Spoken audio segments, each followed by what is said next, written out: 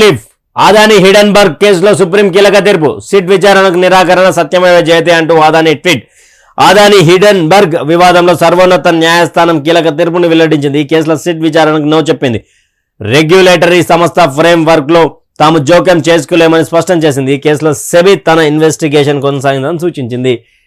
సత్యమేవ జయతే అంటూ కూడా ఆదాని ట్వీట్ చేశారంట. సిట్ విచారణకు సుప్రీంకోర్టు నో చెప్పిందని కూడా రాసుకుంటూ వచ్చింది రాష్ట్ర. తర్వాత V6 వెలుగు తీసుకుందాం. ప్రభాత వెలుగు V6 వెలుగు చూద్దాం. ఇది పూర్తిగా V6 వెలుగు ఒకప్పుడు తెలంగాణ ప్రశ్నించే గొంతుగా ఉండే ప్రజల పక్షాన ఈరోజు మొత్తం కాంగ్రెస్కి సంబంధించినటువంటి కాంగ్రెస్ తరఫున రాస్తున్నటువంటి వార్తల్లో ఉన్నది. మా కొద్ది ఇథనాల్ ఫ్యాక్టరీ. నిర్మల్ జిల్లా దిల్వార్పూర్ నర్సాపూర్ గ్రామాల మధ్య నిర్మిస్తున్న ఇథనాల్ ఫ్యాక్టరీని అక్కడి నుంచి తరలించాలని డిమాండ్ చేస్తూ రైతులు బుధవారం పెద్ద ఎత్తున ఆందోళనకు దిగారు.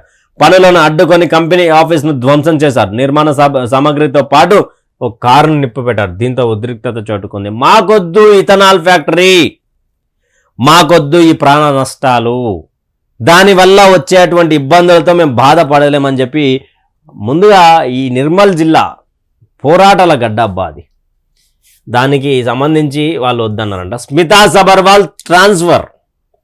సీఎం సెక్రటరీ ఇరిగేషన్ భగీరథ బాధ్యతల నుంచి తొలగింపు. ప్రాధాన్యత తెలియని ఫైనాన్స్ కమిషన్ మెంబర్ సెక్రటరీ పోస్టుకు బదిలీ. ఇరిగేషన్ సెక్రటరీగా రాహుల్ బొజ్జా. ఒకే రోజు 26 మంది ఐఏఎస్లను బదిలీ చేసిన రాష్ట్ర సర్కార్. సీఎం సెక్రటరీగా చంద్రశేఖర్ రెడ్డి, ఓఎస్డీగా వేముల శ్రీనివాసులు నియామకమయ్యారు. స్మితా సబర్వాల్ ఎవరైతే ఉన్నారో ఆమెని కావాలని కాంగ్రెస్ పార్టీ హైలైట్ చేస్తూ ఉన్నట్టుగా అర్థమవుతా ఉంది.